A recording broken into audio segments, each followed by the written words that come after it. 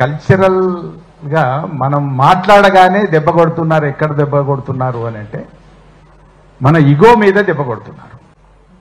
ఇట్లా రకరకాల సెక్షన్స్ అందరిని కూడా ఆపుకుంటూ లేదా దెబ్బ కొట్టుకుంటూ క్రమక్రమంగా మళ్ళీ తిరిగి ఈ ఆంధ్రప్రదేశ్ అనే దాన్ని పునరుద్ధరించేటటువంటి ఒక ప్రయత్నం మాత్రం జరుగుతున్నది అనేటువంటిది మనం అర్థం చేసుకోవాలి. బేసికల్గా అది దీని వెనక తప్పనిసరిగా ఐడియాలజీ ఉంది, అట్లాగే కాన్స్పిరసీ కూడా ఉన్నది. సీతారామరావు గారు చెప్పినట్టు ఎఫర్ట్స్ కూడా ఉన్నాయి.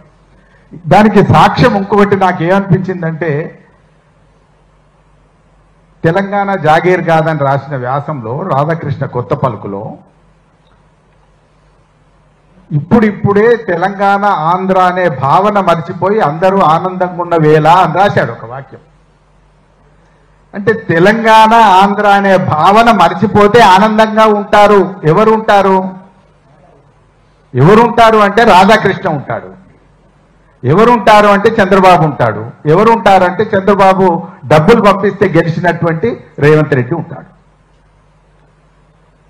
ఈ దీని వెనకాల ఇవన్నీ ఈక్వేషన్స్ ఉన్నాయి అనేటువంటి విషయాన్ని మనం తప్పనిసరిగా అర్థం చేసుకోవాలి. అంటే ఇది రాజకీయంగా కనబడుతుంది కానీ అస్తిత్వం మీద పడుతున్నటువంటి దెబ్బ దేని మీద ఉన్నది? దీని రూట్ కాదు, జాగీర్ కాదు అనేదేమో రాజకీయ వ్యాఖ్య. దాంట్లో లోపలగా ఇన్నర్గా ఉన్నదేమో తెలంగాణ ఆంధ్ర భావన మర్చిపోయి ఇప్పుడిప్పుడే కుదురుకుంటున్న వేళ ఈ మళ్ళీ ఒకటి లేపారు. గుర్తు పెట్టుకోవాలి, రాధాకృష్ణ కానీ లేదా సమైక్యవాదులు కానీ లేదా ఆంధ్రప్రదేశ్ వాదులు కానీ ఎవరైనా కూడా గుర్తు పెట్టుకోవాలి ఏమంటే, తెలంగాణ ఆంధ్ర భావన అనేది ఎప్పుడు కూడా సమసిపోయేటటువంటి అవకాశం లేదు. దానికి ఒక పెద్ద చరిత్ర ఉన్నది. అది ఎప్పుడు అనుకుంటే అప్పుడు పునరుత్థానమయ్యేటటువంటి అద్భుతమైనటువంటి శక్తి దానికి ఉన్నది. అది అర్థం చేసుకోక ఇట్లా అంటున్నారు. ఏదో రెండో ఒకసారి మనం మాట్లాడుతూ ఉంటున్నాము, ఇప్పుడిప్పుడైనా గవర్నమెంట్ ఇప్పుడే వచ్చింది అని అనుకుంటే లోగోలోంచి కాకతీయ తోరణం మాయమవుతుంది. అట్లనే చూస్తుంటాం, పోనీలే ఇప్పుడే ఎందుకు మాట్లాడాలి అని అనుకుంటే తెలంగాణ తల్లి చేతుల్లోంచి బతుకమ్మ మాయమవుతుంటుంది.